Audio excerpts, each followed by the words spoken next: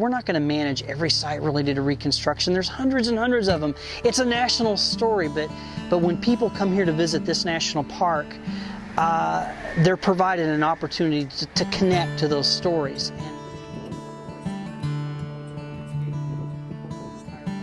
One of the things about this national park, it's not necessarily like your traditional park where everything is in one neat boundary. Here, the sites that we manage are spread out a little bit. When this national park site was created, it was a recognition that those sites were important sites. Our sites are not necessarily connected. The good thing is they're not too far away. And then the exciting thing is, in addition to the national park sites that we have here that we manage, there's history all around us. The Visitor Center, for most people, it's their first stop here. The exhibits that we have here in the Visitor Center really do tell the story of Reconstruction and all the different aspects of Reconstruction. So this is a good place to start your journey when you can visit your national park. So when you travel over to St. Helena Island, St. Helena Island is it's almost ground zero for Reconstruction.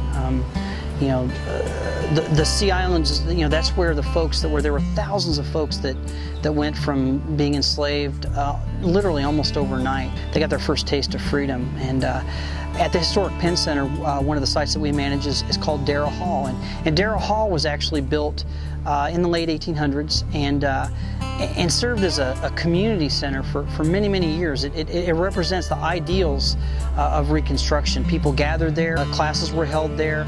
When you walk in the building, you can still see the paint on the floor where kids played basketball. And that building it was built near the end of Reconstruction, but it really represents the strong communities that are over there on the Sea Islands, and it's a really important part. Darrell Hall is also part of the Penn Center National Historic Landmark District. The Penn Center is an amazing place.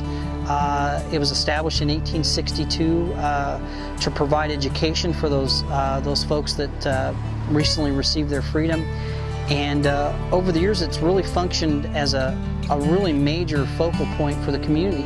While you're there, you can see all the rest of the things that are associated with Penn Center, and including the Brick Baptist Church.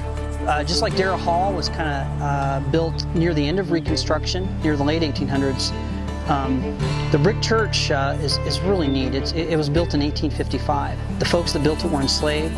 They built the church and weren't even allowed to worship in the church. Each brick was made by hand. Today you can walk up to that building and you're really taking a step back in time, because that building has changed really hardly at all. You can see what look like fingerprints in the bricks, and I don't have the science to back it up, but when I'm there, I like to almost imagine the number of human hands that touch those bricks, and to think that just a few years after those bricks were made, those human hands were the hands of somebody who became free.